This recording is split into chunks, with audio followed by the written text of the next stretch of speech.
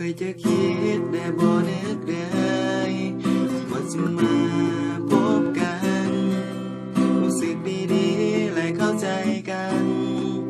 มันก็เลยฮักกันนั่นคงเป็นความผูกพันที่มีต่อกันเสมอมาและนี่คงเป็นความห่วงใยและเข้าใจกันทุกสิ่งที่นางให้มาจะเก็บรักษาเอาไว้ข้างใน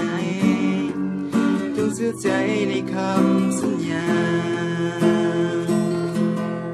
ว่าจะฮักเพียงนางฮักนางตลอดไปจนหัวใจของอ้ายมีแต่นางจากวันนี้สู่นิรันดร์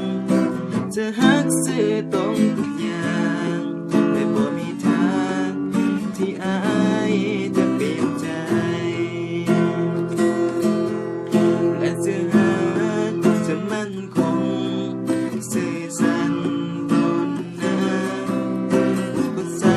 รคสิ่งต่างๆก็จะผ่านพ้นไปจะไปยืนอยู่ที่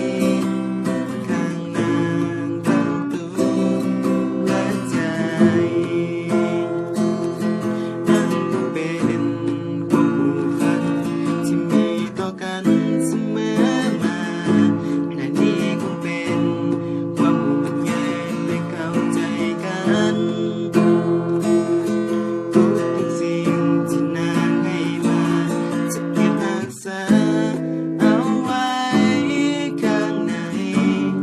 เดี๋ยวจงเชื่อใจในคำ